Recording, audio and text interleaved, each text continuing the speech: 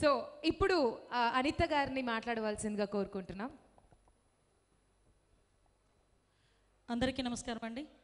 First of all sir ఇలాంటి వేదికల మీద నేను మాట్లాడడం ఫస్ట్ టైం అండి. రాజకీయ వేదికల మీద మాట్లాడడం అనేది వేరే విషయం. బట్ ఏంటంటే ఫస్ట్ టైం భయం వేస్తుంది కూడా నాకు. ఇంత అతిరథ మహారథులు అందరి ముందు ఇలాంటి స్టేజ్ మీద మాట్లాడడానికి నాకు ఒక మంచి అవకాశాన్ని ఇచ్చి తమ ఫ్యామిలీ మెంబర్లా కూడా మమ్మల్ని కూడా ట్రీట్ చేసి ఈ ఒక మంచి ఉత్సాహమైన పండగ వాతావరణంలో జరుపుకుంటున్న ఈ జయదేవ్ పండగని మా రవిబాబు నిజంగా చాలా మంచి పర్ఫార్మెన్స్. నేనైతే సినిమాలు చాలా ఎక్కువ చూస్తాను, చిన్న అనాలిసిస్ చేయగలను. బట్ ఏంటంటే అన్నం అంతా ఉడికేటప్పుడు ఒక చిన్న మెతుకు చూస్తే దాని సంగతి తెలుస్తుంది అంటారు పెద్దవాళ్ళు.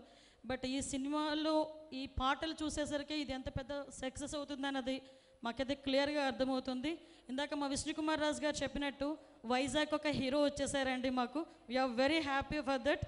అట్ ద సేమ్ టైం నేను ఆల్ ది బెస్ట్ చెప్పట్లేదు, congratulations first of all the team. నిజంగా జయంత్ గారు, అశోక్ గారికి కొంచెం నాకు పరిచయం ఉంది. అంటే అది కూడా ఎలా పరిచయం అంటే గంటా గారు అలా అందరినీ కూడా పరిచయం చేస్తుంటారు అప్పుడప్పుడు నాకు.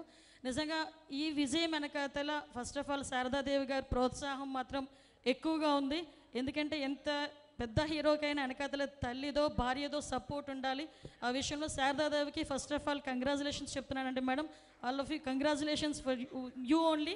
సో ఇది మంచి సక్సెస్ అవుతుందని అవ్వాలని మా విశాఖపట్నానికి హీరోకి ఆ హీరో పెద్ద మెగాస్టార్గా ఆయన దీవెనలు కూడా అందించాలని మనస్ఫూర్తిగా కోరుకుంటూ రవితేజ గారికి ఆల్ ది బెస్ట్ చెప్తూ ఫ్యూచర్లో కూడా ఒకటి మాత్రం చెప్పగలండి, సాధారణంగా ఏ రాజకీయ నాయకుడు కొడుకైనా రాజకీయ నాయకుడనో ఫర్దర్గా వారసత్వం అనేది వెళ్తూ ఉంటుంది.